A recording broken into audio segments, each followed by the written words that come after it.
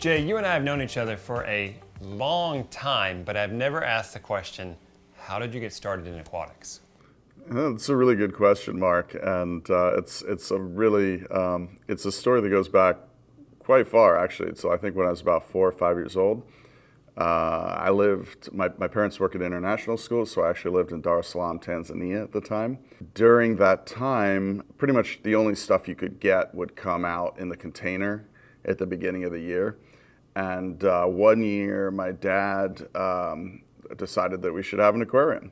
So he got a 29-gallon setup with undergravel filters, all of that, and we set it up because we lived only about 5 minutes, 10 minutes walking, 2 or 3 minutes by pickup truck to the ocean.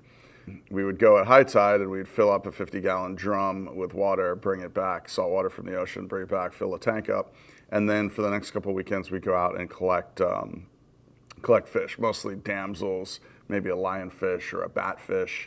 And we would put those in the tank, and we would kind of enjoy them and observe them, and then we would do a big water change, and keep it going like that. So we had it for a couple of years. It was pretty cool. Even high school, I think I might have had a tank for a while. My first apartment, I had a little freshwater tank. As of now, we have the tanks down in the lobby, which we're building out, and I have a little dust cube at the moment, which I'm playing with as part of our Hello Reef brand, which we just launched, which is kind of cool. So I gotta ask, do you miss having a tank right behind you? And that was one of the things, like people always ask me if I had one at home, and I didn't at the time. I had one at the office because that way I could enjoy it all day long. Being able to go over there and just take a 5-minute break and just take a look at your tank is always such an amazing experience. 5-minute break, Jay? Let's be generous, buddy. Like, come on, that's what you tell your boss, but 5, 10, 15? Well, you could be on a phone call, right? You could be working and stare at it for 20, 30 minutes at a time sometimes, like no question, right? How do you know I'm not doing that right now? I don't. I can't see your face right now, and I'm pretty sure you're probably looking at your tank. So you've had several tanks over the years. What's your favorite fish? What's your favorite coral? I really like the mixed reef experience. I really like growing a lot of different stuff. It's a bit like a menagerie, right, of coral, in the sense that the coral there comes from in wild, lots of different levels of the reef, even vastly different parts of the world. And and to get it to all live together in harmony, or at least in a way where it's all sort of growing and thriving, is just such a cool thing when you really think about it. That you're able to do as a hobbyist, and I think that that's really neat.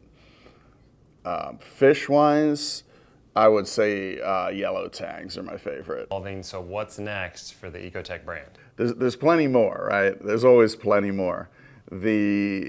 In terms of the EcoTech concept, the original concept was always to complete the aquarium from the perspective of having a lot of different products, and I think that there's a real pathway there to continue. A lot of interest lies in expanding more into the commercial aquarium space, as well as rounding out the product line. There's plenty more to come from EcoTech, so you'll just have to kind of stay tuned and watch the journey unfold, and you'll see it on your tanks, hopefully. For those of you watching, I don't have any idea what it is. They don't tell me anything, so I'm in the dark just like you all are, but I'm curious.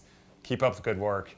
I'll be along watching and seeing the success in my tank and my clients' tanks as well.